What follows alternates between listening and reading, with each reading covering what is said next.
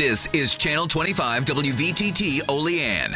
Now, from the Twin Tiers' biggest broadcast news operation, this is the 6 o'clock report with Jeff Andrulonis and Alexa Olson. Listen on News Radio 96.7 WVTT or watch on News Channel 25 WVTT television. WVTT proudly presents the 6 o'clock report. Good evening, I'm Alexa Olson. And I'm Jeff Andrulonis. Good evening. The big story tonight on the 6 o'clock report. Right now, Superstorm Sandy still very strong with wind gusts, but things have died down just a bit in the Twin Tiers. We will be seeing some additional precipitation later tonight. We will have complete weather details coming up later in the 6 o'clock report. Also want to let you know that some areas are experiencing flood warnings and watches for some time tonight as well. Alexa?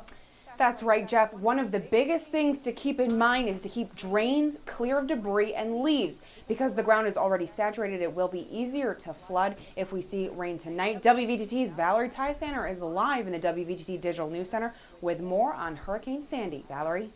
That's right, Alexa. High winds and heavy rain is expected to pound the area tonight. While Hurricane Sandy was downgraded from a hurricane to a tropical storm, officials are saying that we're not completely in the clear yet. They say that residents must still do their part. Blow me all over. Windows were going like this. Trees were falling down. It was disgusting. Officials say the main concern right now is how saturated the ground is. Right now, if it rains much more, it could lead to a flood. While last night's storm wasn't nearly as bad as expected, residents say it was worrisome. We're just going to ask citizens to, help us out on the streets if there are leaves out there. As long as the storm drains themselves are uncovered, the water will get in there and it'll go away and we won't have to worry about the flooding. And I spoke to police and fire in various counties today, and they all said that the worst of the damage was various tree limbs that had fallen, different wires that had gotten tangled, but they said that there was nothing too serious to worry about. Back to you, Jeff. Excellent reporting tonight from Valerie Tysander live in the WVTT Digital Newsroom. Meanwhile, tonight, PennDOT, the Pennsylvania Department of Transportation, announces that some roadways in the Commonwealth are still closed tonight because of Hurricane Sandy. We're talking about District 2. That's the area that includes McKean and Potter counties. PennDOT is keeping the list up to date on their website. We're doing the same on our website. The complete list of closed roads that is being updated, you can check it out on colonialme.com or wvttnews.com. Alexa? Well, Jeff, as we reported yesterday that PennDOT had reduced the speed limit on some Pennsylvania roadways, that restriction has been lifted tonight. However, there are some precautions that the Department of Transportation wants drivers to be aware of because of high wind speeds. A 45-mile-per-hour speed limit remains on Interstate 90, that's in Erie County, and Interstate 79 in Erie and Crawford counties. We will find out shortly this evening if those restrictions have been lifted.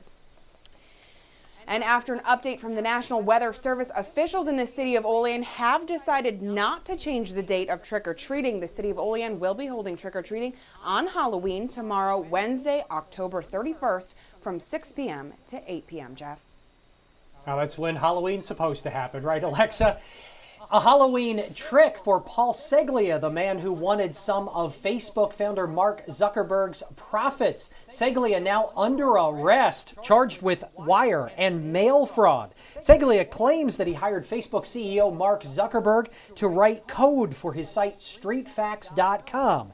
The Postal Inspection Service found the contract between Zuckerberg and Seglia to have been forged. That forged document says that Zuckerberg signed over half of Facebook's profits to Seglia. If convicted, Seglia's sentence can be up to 20 years behind bars. Seglia was arrested and arraigned in district court in Buffalo.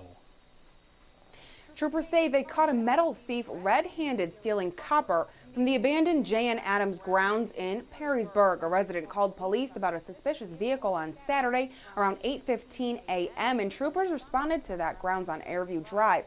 State police say the perimeter fence had been cut, propped open with a metal pipe. They also found copper pipes near the fence and a backpack full of tools used for cutting copper wire.